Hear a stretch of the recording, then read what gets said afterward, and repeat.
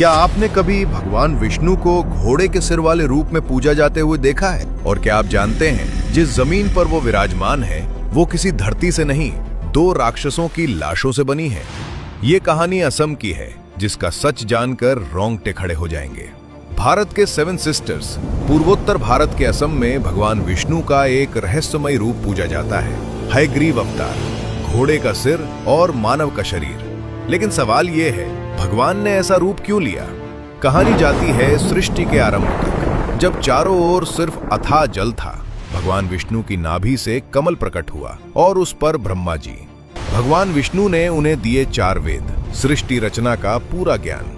ब्रह्मा जी तपस्या में लीन थे, तभी एक भयानक घटना हुई। भगवान विष्णु के कानों के मैल से 2 असुर उत्पन्न हुए, मधु और कैटभ। हजारों वर्षों तक पानी में रहने के बाद भूख ने उन्हें पागल कर दिया। उन्होंने ब्रह्मा जी पर हमला किया, वेद छीन लिए और समुद्र की गहराइयों में छिप गए। वेद चले गए तो सृष्टि रुक गई।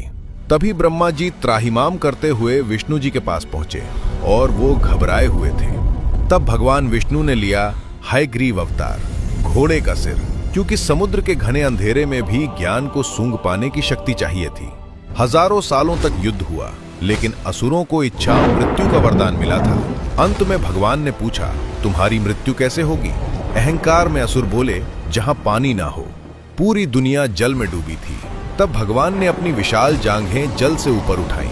ये जगह सूखी है और वहीं मधु कैटभ का वध हुआ। उनकी देह से निकली भारी मेद चर्बी जम गई और वही बनी ठोस धरती। इसीलिए पृथ्वी को कहते हैं मेदिनी।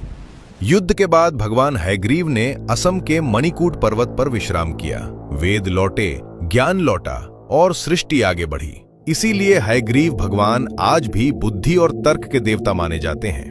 अगर आपको भारत के ऐसे अनसुने, रहस्यमयी और वास्तविक ग्रंथों की कहानियां जाननी है, कमेंट में जय श्री हरि लिखिए और इस वीडियो को शेयर कीजिए, क्योंकि ये कहानियां सिर्फ सुनने के लिए नहीं, याद रखने के लिए हैं।